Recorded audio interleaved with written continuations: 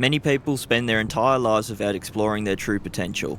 For 20 years of my life, I lived like I was passing time. I had no idea just how significant an impact the large, rocky structures we call mountains would have on my life today. In 2022, I set out to achieve the most ambitious goal I'd ever set in my life, trekking to Everest Base Camp and climbing Island Peak. Through a year of persistence, effort and suffering, I found myself atop Island Peak at a height of 6,189 metres above sea level. Not bad for someone who hails from the flattest continent on Earth, but as the story goes for most who've caught mountain fever, that was never enough. Again, 1 year later, I find myself just weeks away from another expedition to the Himalayas, but this time with slightly different intentions. To test my limits once again, I've set out to climb Lobuche East, a 6,000 metre trekking peak, but in alpine style. It might not be Everest, but 6,000 metres is still pretty darn high up. This series aims to capture the full experience of Himalayan climbing, not just the summit selfies and pretty views, but the entire picture.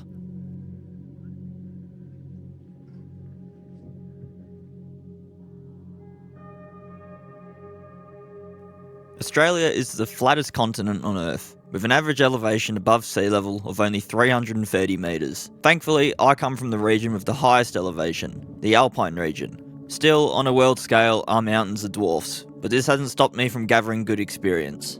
Most of the larger peaks near me all possess climbs of over 1,300 metres from trailhead to summit, but lack technicality. Winter changes this, however, covering the peaks in snow that often hardens into glacial-like ice. Perfect conditions to practice beginner snowcraft skills for mountaineering.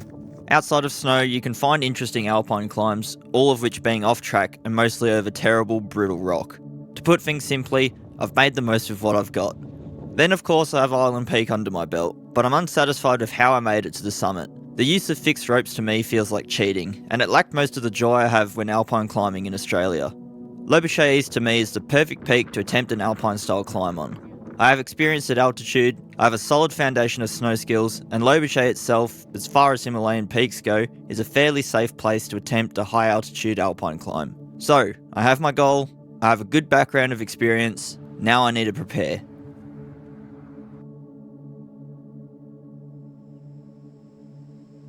Training for high altitude mountaineering can seem like a daunting task, but the process isn't too complex. I'm a strong believer of emphasising specific training, which essentially means doing the same activity as your goal, but at a lower level. For mountaineering, this can mean ticking off lesser peaks than your goal summit. For me, my specific training for this trip was fulfilled by my desire to hike and explore the Australian Alps. All I did was progressively up the frequency of my hiking trips as the departure date neared. As a general rule of thumb, I'd always hike at least 20 kilometres with a minimum vertical gain of 1,000 metres. The metric I tracked was how quickly I could cover this kind of terrain, as I was more interested in seeing an improvement to my cardio rather than tracking an increase in pack weight, which I saved for another day of training. Challenging training hikes were, in my opinion, the most important aspect of my training program for Island Peak, not only for their physical benefits, but primarily the mental benefits. I have a desire to constantly seek new challenges in the outdoors, and this means I'm frequently pushing the limits of my mind and body. I try to ensure that no matter the difficulty, I'd never let my mind break. This meant that, although very physically challenging, Island Peak was not very mentally challenging. I knew that I had the ability to make it to the top, because I had proof that I was capable of success despite facing challenges that had pushed me to my limit. As such, I'm confident that I'll be able to reach the summit of Lobuche East, because I know that my mind and body aren't going to affect my chances for success. The things that scare me are the factors I can't control or train for. You can control your fitness and your mental strength, so there's no good reason not to ensure that they aren't limiting factors to your success on the mountain. Altitude sickness, gastro issues, weather, these are factors outside of your control, and you can only cross your fingers and pray that fate is on your side. For mental and physical preparation, nothing beats high-level specific training, but you can't do it every day. Consistency delivers results, and for that, you need a weekly training routine comprised of strength training, aerobic training, and endurance training, all designed specifically to build your mind and body into a mountaineering machine. For strength training, I mainly focused on lower body compound exercises like squats, lunges, step-ups, and deadlifts, along with exercises targeted at important smaller muscle groups like calves and the core. But for climbing, I also need to ensure I have a powerful back. Exercises like pull-ups, face pulls, and chest-supported rows were great for building overall back strength. But again, it's best to train the specific movement to get the best results. As such, I climbed whenever I could, whether that be indoor or outdoor climbing, which also helped to refresh my rappelling skills and rope work. For Himalayan climbing, it's very important to feel absolutely confident while rappelling, as this is where most accidents occur. Another staple of any mountaineering training routine is Zone 2 cardio, best done on your favourite machine, which for me was the air bike. Stationary cardio is about as exciting as watching paint dry, so podcasts and videos are absolutely necessary to maintain sanity on the longer sessions. To keep things interesting, I'd do my Zone 2 cardio outside whenever I could. I'd also do all my endurance training outside on my local hill, progressively carrying more and more weight up the trail until I could comfortably carry 20 kilos, twice as much as I expect to carry on this trip. Rest is also extremely important, but something I'm not very good at doing apparently. Even so, I'd follow full body stretching routines regularly, along with rehab specific exercises for various injuries. Even with all the training and recovery, being chronically injury prone seems to always get the best of me. With the departure date fast approaching, I was eager to finalise the peak of my training with one final training hike along the northwest spur of Mount Feathertop, a notoriously steep track that climbs 1,000 metres in just 4 kilometres. We're at the summit of Mount Feathertop, 1,922 metres, considerably shorter than Lobuche Peak. Not so much shorter in terms of a climb, it's still an almighty slog to get up here via the northwest spur, but I'm feeling good, I'm feeling strong. It's the last training hike before leaving for Nepal in 2 weeks, and all I can really do now is hope that I've done enough.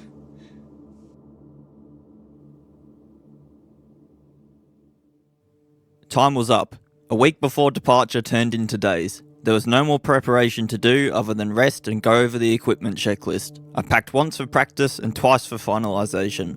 Everything was there, prepped and ready to go, and so was I.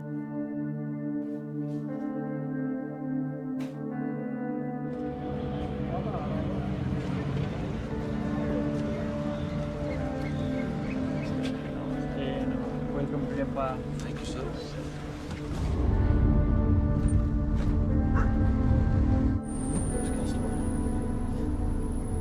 And so we were all in Kathmandu, a familiar sight for some of us and a first for others.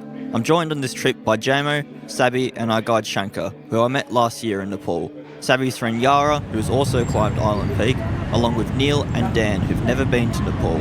We spent some time exploring the hustle and bustle of Tamil, the tourism district of Kathmandu, before returning to the hotel for an early night. We're just doing the final preparations in the hotel room for a lovely, not midnight bus ride, but close enough this time, still 1 a.m. It's what needs to be done in order to ensure that we get to Lukla on time, or maybe maximise our chances of getting to Lukla. There's fires in the region at the moment, so there's some doubt as to whether or not the flights will be on time, but still leaving early is the best chance that we get. But we're all packed up in our trekking duffel bags, about to set off into the Himalayas, leave Kathmandu behind. See you in the morning. The nightlife in Tamil allowed for next to no rest, so waking for the van ride of doom wasn't so difficult. Soon enough, we were on board and away, navigating the streets of Kathmandu and soon the rural mountain roads that led to Ramshup. The darkness helps to keep your focus on the road whilst allowing you to forget about the dangers of combining one lane wide mountain roads with two directional traffic.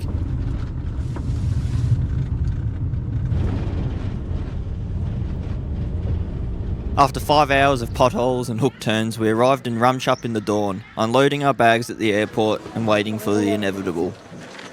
So we've been hit by the cursed Lukla flight delays, which is so great, having woken up at 1 o'clock in the morning and taken the fabulous 4 to 5 hour bus ride to get to Ramshup airport, only to be waiting all morning into the afternoon and no flights.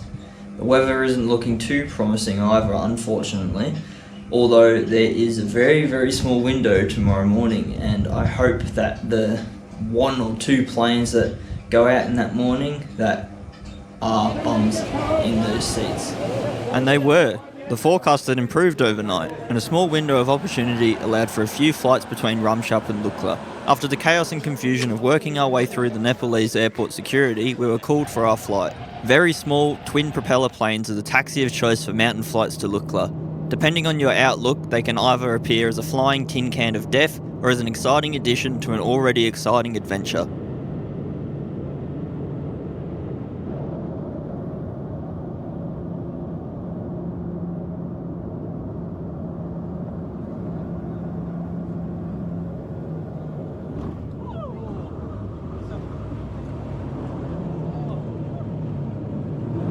for happy landing. Happy landing. Happy landing. Small but comparatively large for the region, the village of Lukla hosts the Tenzing Hillary Airport along with various shops, tea houses and restaurants, all at the relatively low altitude of 2,850 metres. Our first destination is roughly 630 metres higher than Mount Kosciuszko, Australia's highest peak. Before you can lay your eyes on staggering mountain landscapes and peaks whose heights trump all else around the world, you first have to make your way through the lower valley.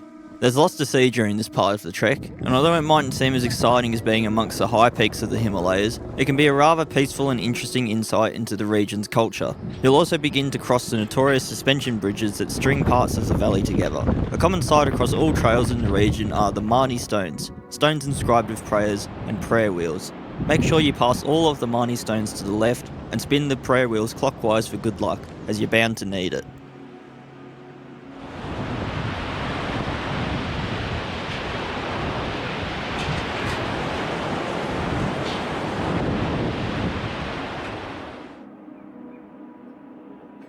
Eventually we reached the official entry to the Sagarmatha National Park and began the descent into Josal, the final village before the infamous Namche staircase.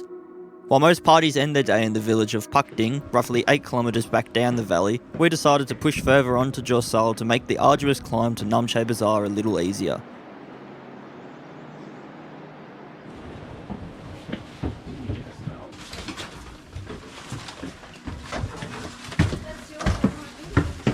What? Cheese.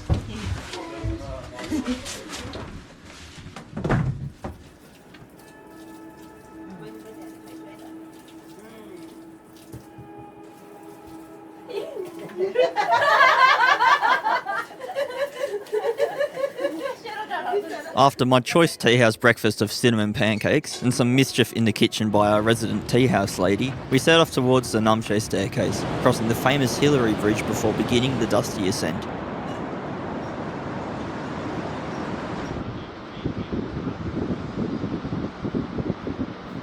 The path is often overrun by donkeys, yaks and porters during the morning, who fill the role that trucks do in the west, transporting loads that exceed 50 kilos up an incline that causes trouble for plenty of trekkers. Soon enough, we got our first glimpses of snow-capped peaks. Although far away, it was enough of a motivation to continue marching up the hill towards Namche.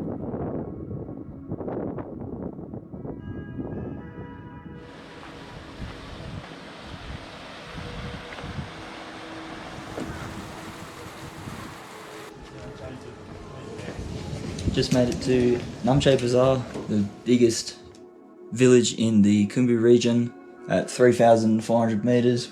We're getting up there, pushing the itinerary. We're going to try and do the acclimatisation this afternoon. Just taking it easy, making sure that we're not pushing through any symptoms that we get. Just got a light headache, but it's pretty normal for an altitude like this. As we reached Namche in the afternoon, we could only do a minor acclimatisation as the upper sections of the usual route become extremely windy outside of the morning hours. After visiting the Tenzing Norgay Memorial and viewpoint, we headed back down to the village, only to be drawn in by the local volleyball. Standing here to know if it's actually proper height.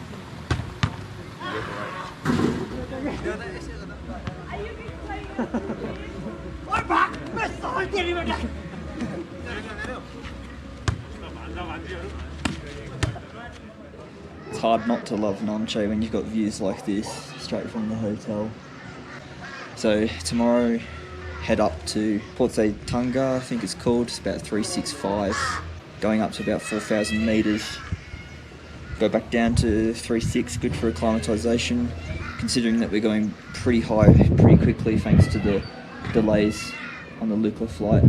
Bar one slightly sore stomach, we're all feeling pretty usual for this height, so small headache, but otherwise feeling good and feeling like we can keep pushing.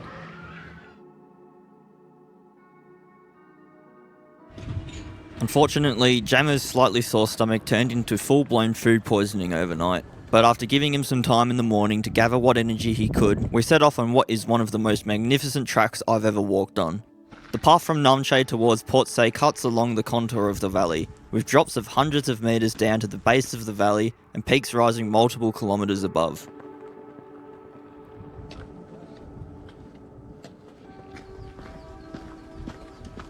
We made our way to the town of Khumbu, stopping for a brief lunch before diverting from the Everest Base Camp route towards Gokyo.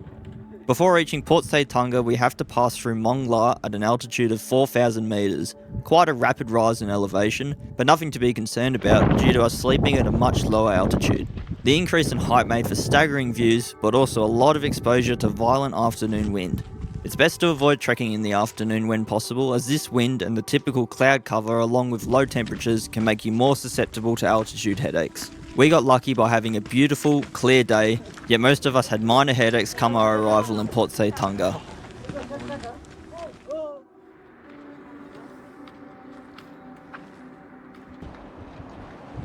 We've made it into the Gokyo Valley, onto a new trail this time. It's good. A lot quieter than the Everest Base Camp trek. Still a little bit of traffic, but so far the track is a lot more natural, I suppose. A lot more trees, flowers, wildlife. It's good. We're on our way to Dole now. Should be there in a few hours.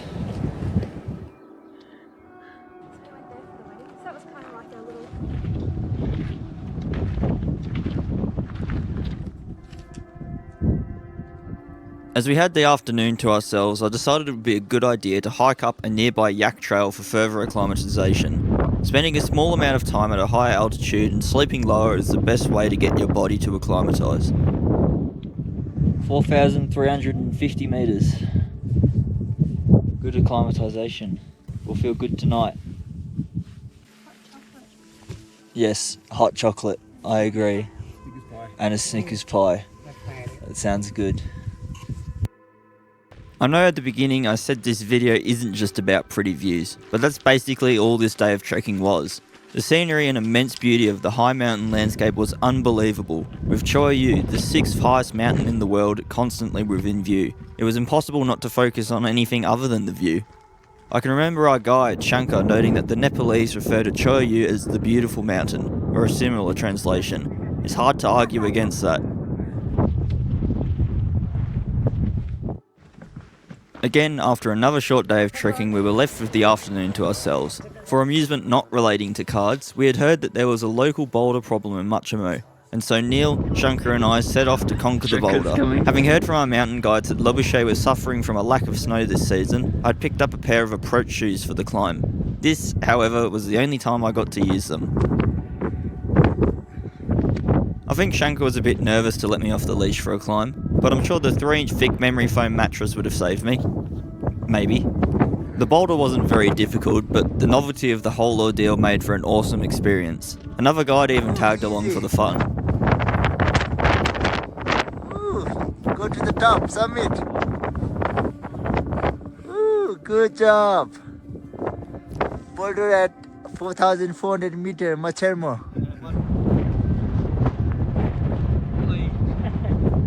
With the boulder conquered, I decided to amuse myself with wildlife photography for the remainder of the evening.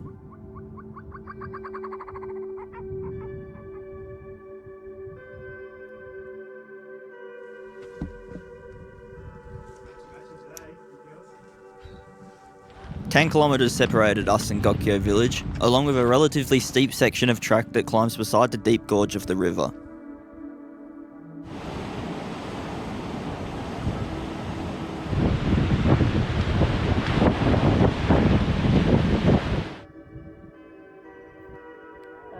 The altitude made for clear skies free of the haze. The distant peaks became sharper, more prominent in view, not to be outdone of course by the turquoise glacial lakes that give Gokyo its fame.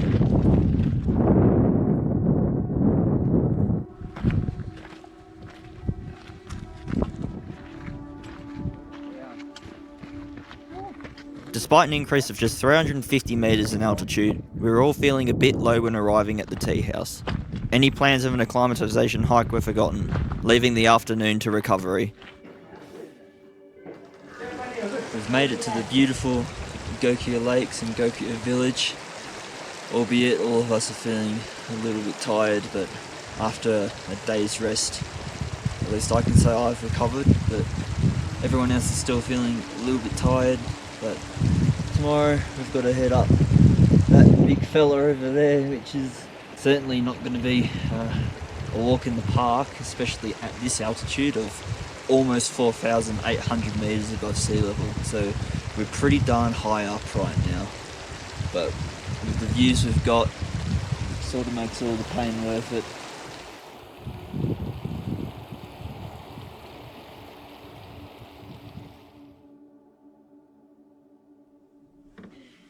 All of us had a rough night.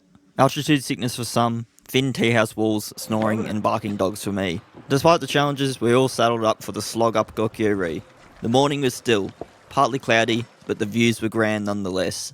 A few of us had dropped away to conserve energy for the coming crossing of Chola Pass, but the rest of us had pushed up what was a reasonably steep and consistent climb, made challenging through the altitude. Bit of a nice kicker. Oh, almost there, yeah? Almost there. Bistare, bistare. Bistare, jam.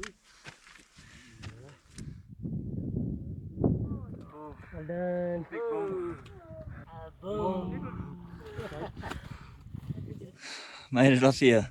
What a bastard of a hill. Oh, feel alright though for 5,350 metres or something like that, but it's not the panoramic views that Gokyo Valley promises. It's a bit of a cloudy day, but like still gorgeous whichever way you look at it. So just taking it in. What a place. It's just grand. But now the fun part, and hopefully the knees will forgive me for the descent that is about to come.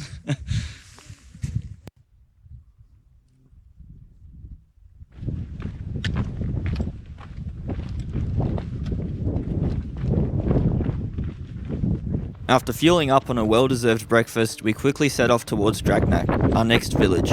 However, standing in between us and Dragnak was a vast, churning sea of rock and ice, Nepal's largest glacier. The clouds rolled in and swept away any sense of our surroundings. Navigation was via rock cairns and the occasional path obscured in a sea of grey. It was otherworldly. Your perception of scale is warped. Everything seems smaller than what it is, and you can't help but feel insignificant in such a landscape.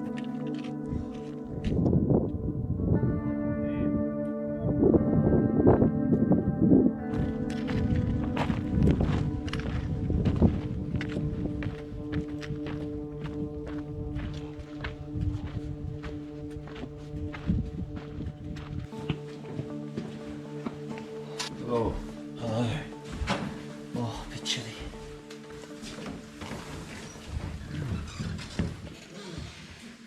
Almost there.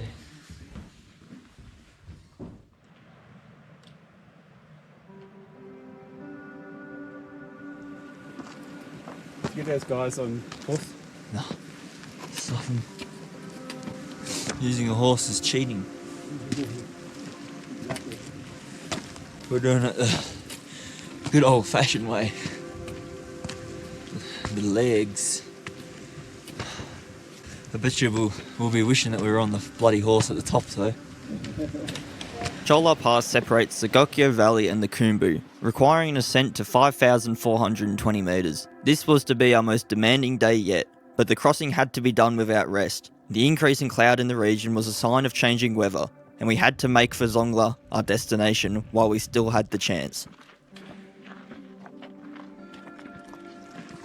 Reaching the steep part of the Chola Pass, and it looks so much fun. Oh my god, this is just straight up, steep as hell, fantastic, can't wait. The final ascent to the pass was indeed steep as hell, with metal cabling installed mainly to assist with crossings under snow. Many were making use of their upper body to pull themselves to the top. Surprisingly, the climb wasn't as bad as it seemed, but the altitude made sure to keep all movements slow and steady.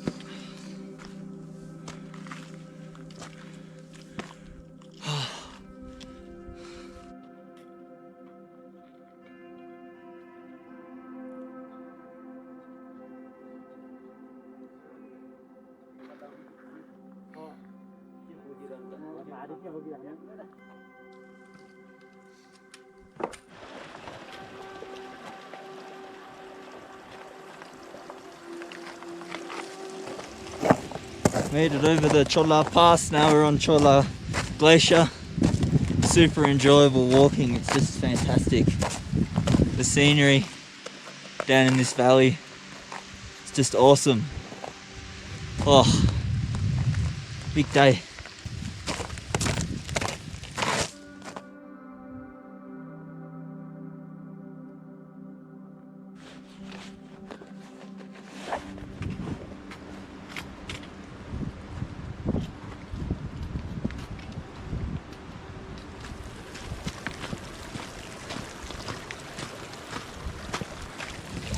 Made it into town just as the snow was rolling in.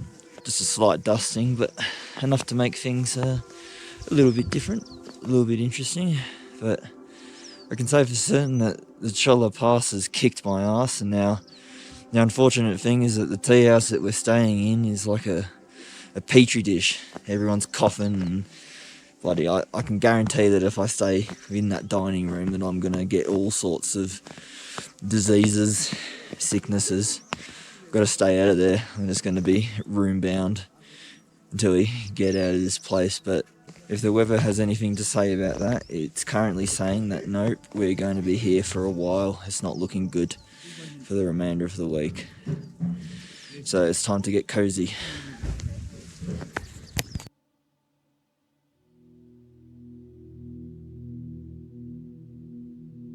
You can prepare your body for months, years even, spend countless hours of training, and it can all be for naught.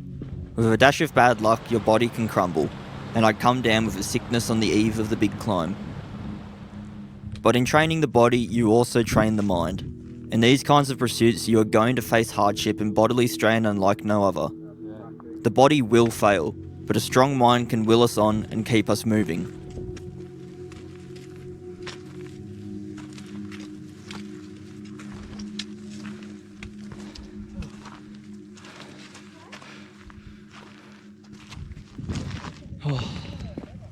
After a bad morning and a very slow start, we've made it to high camp.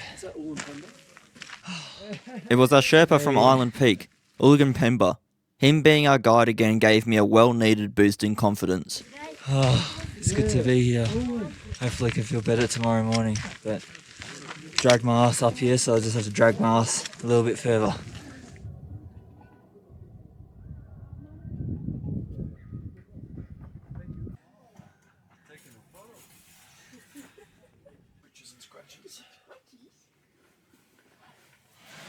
It's actually pretty comfortable in here, don't you reckon? Yeah, no, it's very spacious. Not bad for a high camp tent.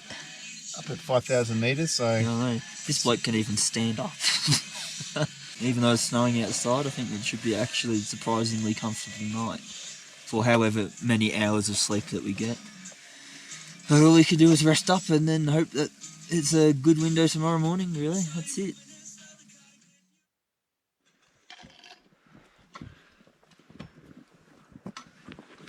"1 a.m. arrived and my condition hadn't improved. My kidneys weren't holding up well to the altitude medication, and I was weak. But alas, I found myself in my boots, ice axe in hand, slowly moving up the hill with determination.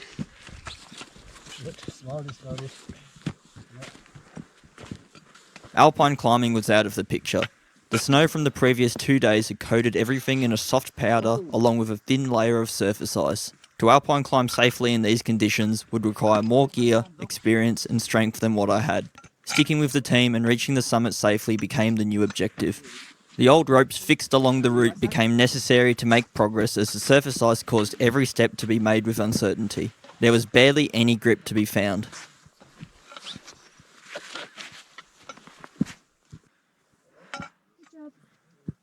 Come on, girls. Huh? Easy with that ice axe? Yeah. Just try and get some good feet.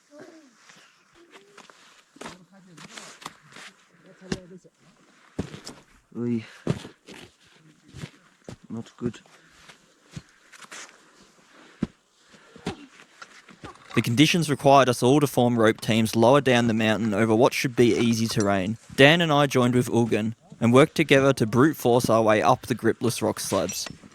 Way back in the preparation stages of this trip, I was responsible for training Dan in rope work and introducing him to days in the mountains.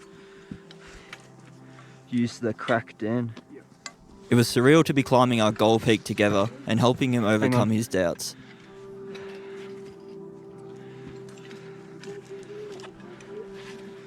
You're right, Dan. I got him.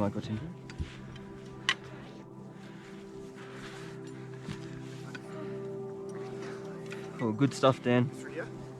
Yeah, mate. Bit slippy.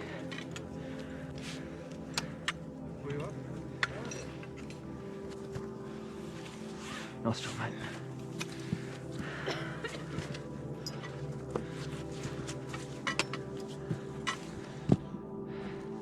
Could you give me a little bit more rope, Woodland? Where are your water? Hmm? Water. Oh, I'm all good. I want a little bit more length on the rope. Thank you.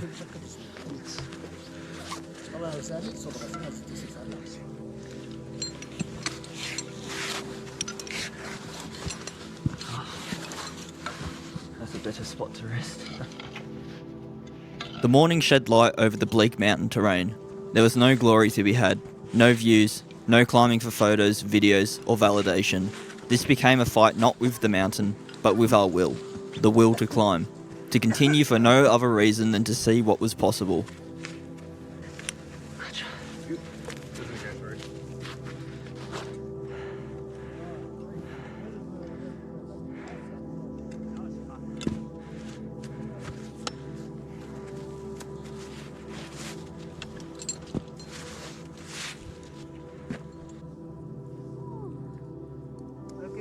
Okay.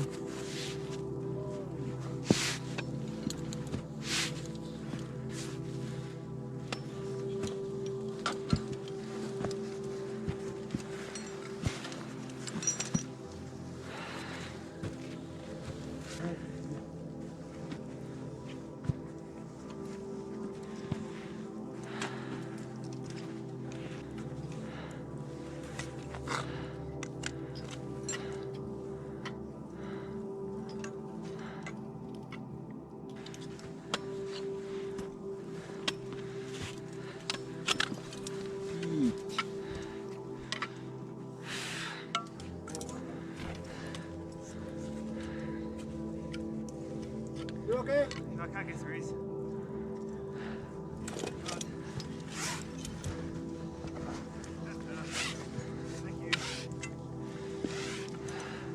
We reached the crest of the southeast ridge in the early hours of the morning and began the traverse towards the head wall. The exertion required to best the surface ice left me with an empty tank heading into what was the crux of the climb, but also the part I was most looking forward to. I can do scrambling over rock and shallow, unconsolidated snow at home in Australia, but it isn't every day I get the opportunity to climb on glacial ice. Despite my worsening condition, I was eager to at least try my hand at a few pitches of alpine climbing in my ultimate playground.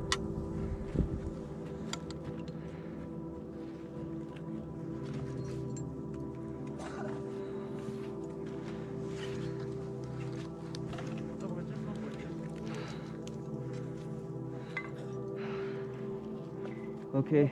Yeah.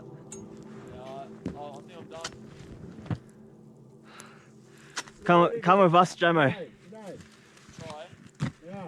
Have a go with us.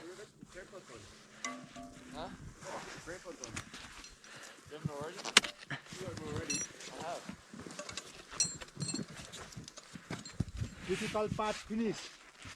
Sure? Yeah, this 40-meter rocky part is difficult. Then after, same this like. Easy, easy. Right. Good.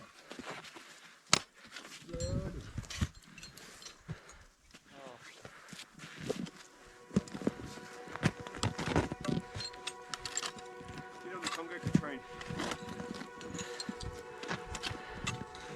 Jump on the rope team, mate. I don't need a rope. Maybe Josh You sound like me. You sound like me until it started snowing.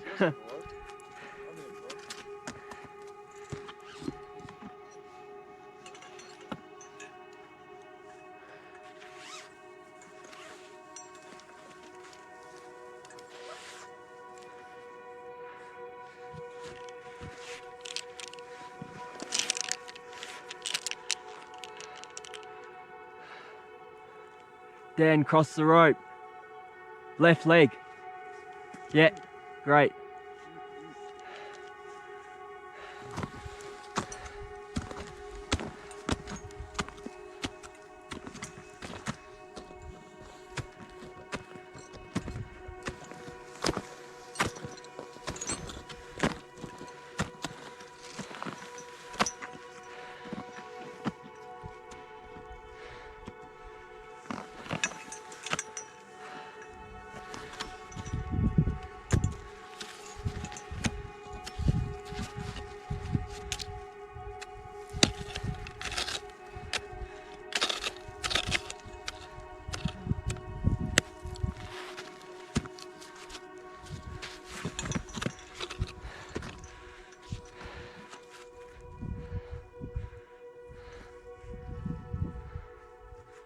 It wasn't long before I had to stow away the ice axes and jump on the Jumar in order to continue making progress. Glimpses through the clouds let us see the destination. The false summit was near.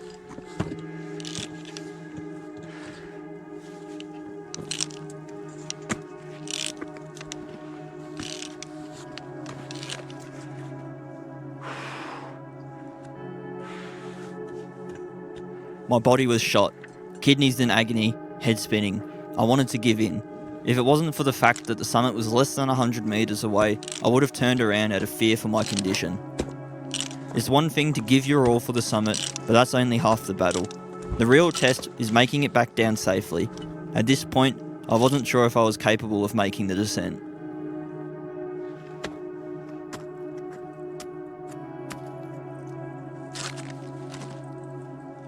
Oh, dying for Lobuche. Crazy.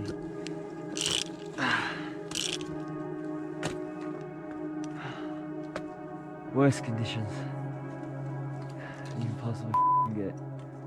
I think we're almost there. Almost. Oh my god. What do you rate it, Neil? This was the toughest thing I've ever done. I'm like about maybe 5 seconds away from dying. It took absolutely everything to get up here. And it's just the worst weather that we could have even picked. Everything is icy all the way down. Crap snow everywhere. Your health. I'm sick as a dog. But we made it. Yeah, boy.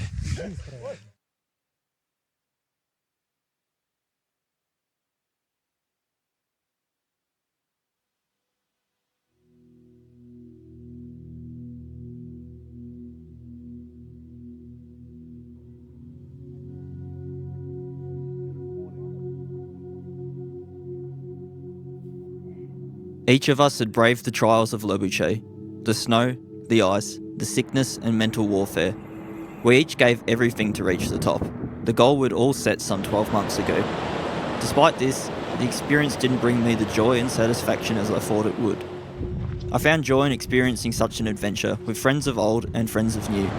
It is cliche, but the bonds you form under such circumstances, the time you spend with each other, for those weeks you have a new family, and it's something I won't forget. The experience on Lobuche, however, had taught me something I otherwise wouldn't have learnt and understood. Things won't always go the way you expect, but there is always a choice. You can give in against adversity, or you can push on regardless. Choosing to persist will allow you to explore the way your mind works. The mountains and their challenges are demonstrating that I should have more faith in myself, and my self-doubt is unjustified, that most limits are self-imposed. If anyone has these doubts, are self-loathing as I did, put yourself against Mother Nature. Endure what your mind tells you you can't. This is why I'll always return to the mountains. And there's one more mountain in Nepal calling me back.